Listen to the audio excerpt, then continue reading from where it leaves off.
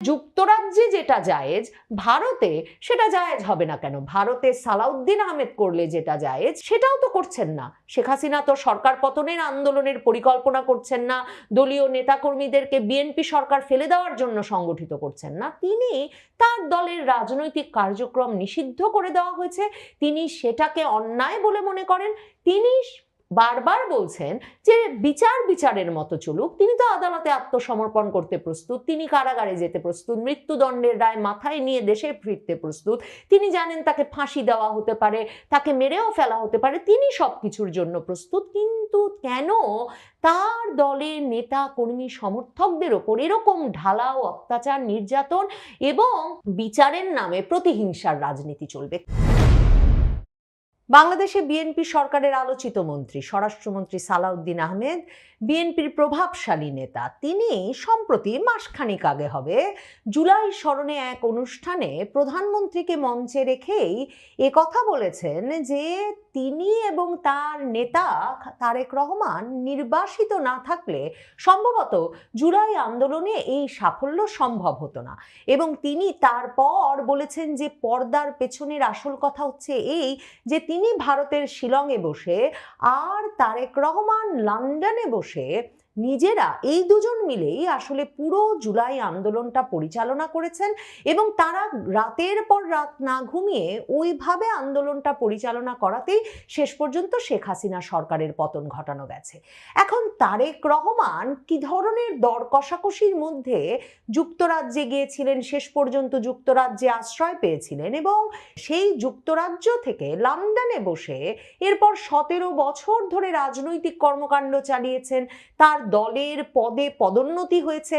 মানে দেশ ছাড়ার আগে 2008 সালের 11ই সেপ্টেম্বর যখন দেশ ছাড়েন এবং তাদের মন্ত্রী মওদুদ আহমেদের কারাগারে কেমন ছিলাম বইয়ে যেমন আছে, সম্প্রতি তারেক রহমানের ঘনিষ্ঠ সম্পাদক মানবজমিন সম্পাদক মতিউর রহমান চৌধুরী তার পত্রিকাতেও লিখেছেন যে একটা রাজনীতি ছাড়ার প্রতিশ্রুতি পত্র দিয়ে তারেক রহমানকে সে সময় দেশ ছাড়তে হয়েছিল। তিনি দেশ ছাড়ার আগে সিনিয়র যুগ্ম মহাসচিব পদ থেকে পদত্যাগ করে যুক্তরাজ্যে পৌঁছেছিলেন, কিন্তু এরপরেই কিন্তু সেখান থেকে তিনি পুরো হাসিনা আমল জুড়ে, শেখ হাসিনার পুরো শাসন আমল জুড়ে তিনি ভার্চুয়ালি দলের সঙ্গে যোগাযোগ রেখেছেন, নেতাকর্মী সমর্থকদের সঙ্গে কথা বলেছেন, স্থায়ী কমিটির সভা পরিচালনা করেছেন, সিনিয়র যুগ্ম মহাসচিব থেকে সিনিয়র ভাইস চেয়ারম্যান হয়েছেন, ভারপ্রাপ্ত চেয়ারম্যান হয়েছেন এবং দলের মনোনয়ন থেকে শুরু করে মানে 2018 নির্বাচনের মনোনয়ন থেকে শুরু করে আসলে সকল সিদ্ধান্তের কেন্দ্র হয়ে উঠেছিল লন্ডন। কিন্তু এই যে সালাউদ্দিন আহমেদ ভারতের শিলংয়ের কথা বললেন, শিলংয়ে যে সালাউদ্দিন আহমেদ কিভাবে পৌঁছেছেন সেটা এখনো একটা বিস্ময়। জামায়াতে ইসলামী জাতীয় নাগরিক পার্টি প্রায়শই প্রশ্ন তোলেন যে কিভাবে সেখানে পৌঁছে তিনি শিলংয়ের বিলাসবহুল এক গেস্ট হাউস, সানরাইজ গেস্ট হাউসে তারপর প্রায় দীর্ঘ 8-9 বছর কাটিয়ে দিলেন এবং নিরাপদে থাকলেন, শেখ হাসিনা সরকারের কাছ থেকে নিরাপদ দূরত্বে থেকে রাজনৈতিক কর্মকাণ্ড পরিচালনা করলেন, সে এক বিস্ময় বটে। কিন্তু প্রশ্ন হচ্ছে সালাউদ্দিন আহমেদ ভারতে ছিলেন, এখন তিনি বলছেন নির্বাসনে ছিলেন। শেখ হাসিনাকে তো ভারত সরকার ঘোষণা দিয়েই বলছে যে বাংলাদেশ সরকারের অনুরোধে তারা 2024 সালের 5ই আগস্ট শেখ হাসিনাকে রাষ্ট্রীয় অতিথি হিসেবে তার প্রাণের ঝুঁকির কথা বিবেচনা করে গ্রহণ করেছিল এবং এখন পর্যন্ত তিনি সে মর্যাদাতেই আছেন। কিন্তু সালাউদ্দিন আহমেদ কি স্ট্যাটাসে ছিলেন? তার বিরুদ্ধে একটা অবৈধ অনুপ্রবেশের মামলাও কিন্তু হয়েছিল, কিন্তু সেই মামলাটি 2023 সালে তার মিটমাট হয়ে যায়। এরপরে শেখ হাসিনা সরকার এমনকি সালাউদ্দিন আহমেদকে ট্রাভেল ডকুমেন্ট পর্যন্ত দেয় দেশে ফিরে আসার, অথচ সালাউদ্দিন আহমেদ দেশে ফেরেন না, তিনি ওখানে বসে ভারতের শিলংয়ে বসে রাজনৈতিক কর্মকাণ্ড পরিচালনা করতে থাকেন এবং এখন তিনি বলছেন যে ভাগ্যিস মানে এই নির্বাসন ছাড়া কিছুতেই এমন সুচারুরূপে তারা শেখ হাসিনা সরকারের পতন ঘটাতে পারতেন না। এবং 2023 সালের অক্টোবর নভেম্বরে যখন বিএনপির আন্দোলন তুঙ্গে ঢাকায়, খুলনায়, চট্টগ্রামে বিরাট বিরাট জনসমাবেশ হচ্ছে 2024-এর নির্বাচনের আগে, তখন কিন্তু লন্ডনে বসা তারেক রহমান শিলংয়ে বসা সালাউদ্দিন আহমেদকে পুরো দল সংগঠিত করার মূল দায়িত্ব দিয়ে দিয়েছিলেন এবং পত্রিকায় প্রকাশিত হয়েছিল তখন যে সালাউদ্দিন আহমেদকেই দায়িত্ব দেওয়া হয়েছে প্রতিটা জায়গায় দল এবং নেতা কর্মীদের সংগঠিত করার।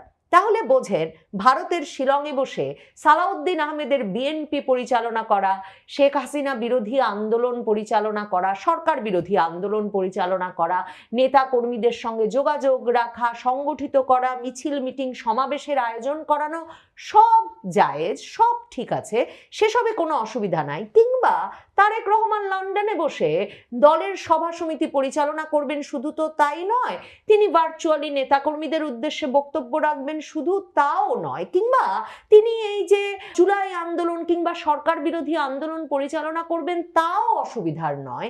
এমনকি তিনি যে 2023-এর অক্টোবর নভেম্বরের সময়টাই মনে করে দেখেন, ঢাকা, খুলনা, চট্টগ্রাম সব বিরাট বিরাট জনসভায় তিনি ভার্চুয়ালি যুক্ত হয়ে মঞ্চে বক্তৃতা করছেন লন্ডন থেকে বসে, সেগুলোও কোনো সমস্যা নয়। অথচ শেখ হাসিনা ভারতে বসে তিনি কেন ভার্চুয়ালি বক্তব্য রাখার সুযোগ পেলেন, তারেক রহমান সরকার সেটা নিয়ে তেলে বেগুনে জ্বলে উঠেছে এবং বিরাট একটা প্রেস বিজ্ঞপ্তি তারা প্রকাশ করে দিয়েছে পররাষ্ট্র মন্ত্রণালয়ের ফেসবুক পেজে।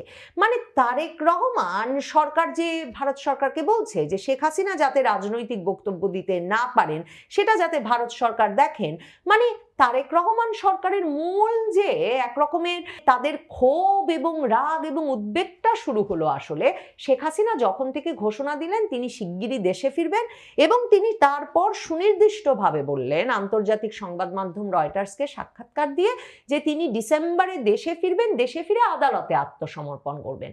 যখন তারেক রহমান লন্ডনে বক্তব্য রাখতেন তখন কিন্তু তার বক্তব্য সংবাদ মাধ্যমে প্রচারে সরকারের নানা বিধিনিষেধ ছিল বটে, কিন্তু সামাজিক যোগাযোগ মাধ্যম ফ্রি, কাজেই কেউ যদি চাইতেন, যারা তারেক রহমানের সমর্থক ভক্ত নেতাকর্মী আছেন তারা নিশ্চয়ই তারেক রহমানের পেজে গিয়ে সে বক্তৃতা শুনতেন। তখন অবশ্য প্রায়ই শোনা যেত যে ভাইয়া মানে তারেক রহমান নাকি অত্যন্ত ক্ষুব্ধ তার দলীয় নেতাকর্মী সমর্থকদের প্রতি, যে তিনি সামাজিক যোগাযোগ মাধ্যমে কি নির্দেশনা দেন, কি বক্তব্য দেন, ফেসবুক লাইভে এসে কি বলেন, তাতে যথেষ্ট শ্রোতা দর্শক হয় না।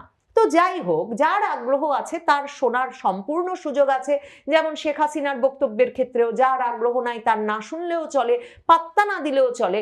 কিন্তু তারেক রহমানের বক্তব্য জাতীয় সংবাদ মাধ্যমে প্রচারে একটা বিধিনিষেধ ছিল, তাতে কিন্তু তিনি গুলশান কার্যালয়ে ভার্চুয়ালি যুক্ত হয়ে স্থায়ী কমিটির বৈঠক করছেন, সেখানে তিনি কি বলছেন এসব বিষয়ে নিয়মিত খবর আসতো বাংলাদেশের সংবাদ মাধ্যমে। মানে এই যে তিনি একটা পুরো দলের রাজনৈতিক কার্যক্রম আরেকটা বিদেশে বসে মানে যুক্তরাজ্যে বসে পালন করছেন, সেজন্য তো যুক্তরাজ্য সরকারের কাছে কেউ ক্ষোভ প্রকাশ করে নাই, কেউ জবাবদিহিতা আদায় করে নাই।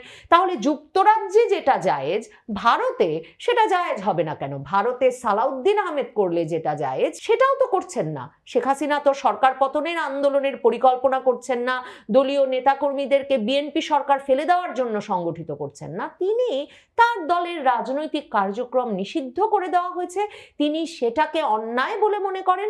তিনি বারবার বলছেন যে বিচারের মতো চলুক, তিনি তো আদালতে আত্মসমর্পণ করতে প্রস্তুত, তিনি কারাগারে যেতে প্রস্তুত, মৃত্যুদণ্ডের রায় মাথায় নিয়ে দেশে ফিরতে প্রস্তুত, তিনি জানেন তাকে ফাঁসি দেওয়া হতে পারে, তাকে মেরেও ফেলা হতে পারে, তিনি সবকিছুর জন্য প্রস্তুত। কিন্তু কেন তার দলের নেতা কর্মী সমর্থকদের ওপর এরকম ঢালাও অত্যাচার, নির্যাতন এবং বিচারের নামে প্রতিহিংসার রাজনীতি চলবে? কালকেও শেখ হাসিনার এই ভার্চুয়াল সভায় ভার্চুয়ালি যুক্ত হয়েছেন আওয়ামী লীগের সাবেক এমপি এবং বাংলাদেশের সর্বকালের সর্বশ্রেষ্ঠ অলরাউন্ডার সাকিব আল হাসান। সেই উপলক্ষে গিয়ে সাকিব আল হাসানের বাড়িতে কালকে পেট্রোল বোমা ছুড়ে আরেক দফা ভাঙচুর, আগুন দেওয়া হয়েছে। মানে এটা ঠিক কোন গণতান্ত্রিক আচরণ আর কোন যুক্তি দিয়ে তারেক রহমান সরকার বিদেশিদের কাছে কিংবা মানবাধিকার সংগঠনের কাছে কিংবা যারা গণতন্ত্র আইনের শাসন নিয়ে কথা বলেন তাদের কারো কাছে ব্যাখ্যা করবেন সেটা বলা মুশকিল। মানে তাহলে তো তারেক রহমান বারবার ভার্চুয়ালি এলেই তারেক রহমানদের ঘর বাড়িতে কিছু হওয়ার কথা, কিন্তু তাদের বগুড়ার বাড়িতে কিংবা তাদের গুলশানের বাড়িতে কিংবা তাদের কোনো এলাকায় কোনো সমস্যা হয়েছে বলে তো কখনো শোনা যায় নাই। বা তারেক রহমানের সঙ্গে গুলশান কার্যালয়ে গিয়ে স্থায়ী কমিটির সদস্যরা বৈঠক করে বের হওয়ার পরেই তো তাহলে তাদের ধরপাকড় করার কথা, তাদের বাড়িতে আগুন দেওয়ার কথা, কই এমন তো ঘটে নাই। দেখেন, তারেক রহমান অপরাধী ছিলেন না, শেখ হাসিনা অপরাধী, কাজেই শেখ হাসিনাকে কথা বলতে দেওয়া হবে না, এমন একটা বয়ান যখন চালু করার চেষ্টা হয় তখন সত্যি মনে পড়ে যে 2008 সালে কি ভয়াবহ পরিস্থিতিতে হুইল চেয়ারে চেপে ব্যথায় একদম কুকড়ে যাওয়া মুখ নিয়ে স্ত্রী কন্যা নিয়ে কোনো রকমে দেশ ছেড়েছিলেন আজকের প্রধানমন্ত্রী তারেক রহমান। 2007 সালের 1/11 পর তারেক রহমানকে যখন গ্রেফতার করা হয় তখন কি ভয়াবহ সব শিরোনাম চলছে প্রথম আলো, ডেইলি স্টার সহ বাংলাদেশের শীর্ষস্থানীয় পত্রিকাগুলোয় যে তারেক রহমান হাওয়া ভবন করে এই বাবর, গিয়াসউদ্দিন আল মামুন তার সাঙ্গপাঙ্গদের নিয়ে তিনি বসুন্ধরার কাছে 100 কোটি টাকা চেয়ে বসেছেন। তারপর খবর বের হচ্ছে খালেদা জিয়াও জানতেন তিনি কার কাছে কত টাকা চেয়েছেন। শুধু কি তাই, বাংলাদেশের পত্রিকাগুলোই তারেক রহমান সম্পর্কে এসব লিখছিল। এবার নির্বাচনের আগে, মানে ফেব্রুয়ারির নির্বাচনের আগে টাইম ম্যাগাজিন যে সাক্ষাৎকার নিয়েছেন তারেক রহমানের ভবিষ্যৎ প্রধানমন্ত্রী হিসেবে, সেখানে যে টাইম ম্যাগাজিন উল্লেখ করেছিল যে উইকিলিক্সে তারেক রহমানের নানা কেলেঙ্কারির খবর আছে, শুধু তাই নয়, সেখানে তারা উল্লেখ করেছিল যে তারেক রহমানকে খাম্বা তারেক নামে একটা বিরাট অংশের জনগণ এখনো ডাকেন, কারণ তিনি খাম্বা বানিয়েছিলেন সারা দেশে, কিন্তু খাম্বায় বিদ্যুৎ দেওয়ার কোনো ব্যবস্থা করেন নাই এবং ওই খাম্বা বানিয়ে বিপুল পরিমাণ টাকা আত্মসাৎ করেছিলেন।